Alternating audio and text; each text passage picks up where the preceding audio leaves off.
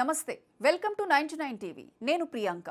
ప్రస్తుతం ప్రపంచం ఒక అస్థిరమైన కాలంలో ఉంది. పశ్చిమాసియాలో ఏ చిన్న ఉద్రిక్తత తలెత్తినా వేల కిలోమీటర్ల దూరంలో ఉన్న మన దేశంలోని సామాన్యుడి వంటగదిపై దాని ప్రభావం పడుతోంది. ఎల్పీజీ ధరలు పెరగటం, సరఫరా గొలుసు దెబ్బతింటోంది. ఎక్కడ యుద్ధం జరిగినా ధరలు పెరుగుతాయనే ప్రచారంతో గృహిణులు ఆందోళన వ్యక్తం చేస్తున్నారు. మన దేశ అవసరాలకు సరిపడా గ్యాస్లో మెజారిటీ భాగం విదేశీ దిగుమతులపైనే ఆధారపడి ఉంటుంది. యుద్ధాలు వచ్చినా, అంతర్జాతీయ రాజకీయాలు మారినా మన వంటగది ఆగకూడదనే పట్టుదలతో భారత్ ఇప్పుడు ఒక అద్భుతమైన ప్రత్యామ్నాయాన్ని సిద్ధం చేసింది.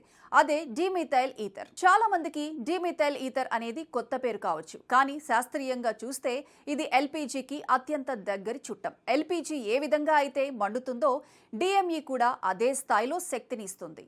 అయితే దీని ప్రత్యేకత ఏమిటంటే దీనిని మనం విదేశాల నుంచి దిగుమతి చేసుకోవాల్సిన అవసరం లేదు. మన దేశంలో పుష్కలంగా లభించే బొగ్గు, బయోమాస్, మిథనాల్, చివరికి గాలిలోని కార్బన్ డయాక్సైడ్ నుంచి కూడా దీనిని తయారు చేయొచ్చు. అంటే మన చెత్త నుంచి మనం వంట గ్యాస్ను తయారు చేసుకునే రోజులు దగ్గరలోనే ఉన్నాయి. సాధారణంగా ఏదైనా కొత్త ఇంధనం మార్కెట్లోకి వస్తే మళ్ళీ కొత్త స్టవ్ కొనాలా, సిలిండర్ మార్చాలా అనే సందేహాలు వస్తాయి. కానీ డిఎంఈ విషయంలో ఆ భయం అక్కర్లేదు. మన ఇంట్లో ప్రస్తుతం ఉన్న ఎల్పీజీ సిలిండర్లు, రెగ్యులేటర్లు, పైపులు, బర్నర్ స్టవ్లు ఏ మార్పు లేకుండానే డిఎంఈని వినియోగించుకోగలవు. ప్రారంభ దశలో ఎల్పీజీలో కొంత శాతం డిఎంఈని కలిపి సరఫరా చేస్తారు.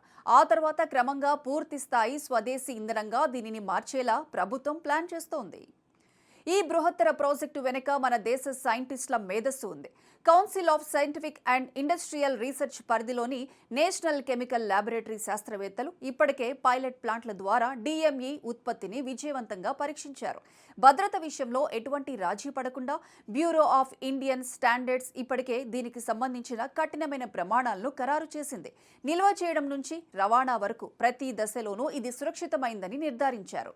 డిఎంఈ కేవలం ఆర్థికంగానే కాదు, పర్యావరణ పరంగా కూడా ఎంతో మేలైనది. దీనిని కాల్చినప్పుడు కార్బన్ ఉద్గారాలు చాలా తక్కువగా విడుదలవుతాయి. పొగరహిత వంటగదిని ఇది సాకారం చేస్తుంది. అన్నిటికంటే ముఖ్యంగా అంతర్జాతీయ మార్కెట్లో చమురు ధరలు పెరిగినప్పుడు మన గ్యాస్ ధరలు పెరగాల్సిన అవసరం ఉండదు. ఎందుకంటే మనం మన దేశీయ వనరులతోనే దీన్ని తయారు చేసుకుంటున్నాం కాబట్టి ధరలపై మనకే నియంత్రణ ఉంటుంది.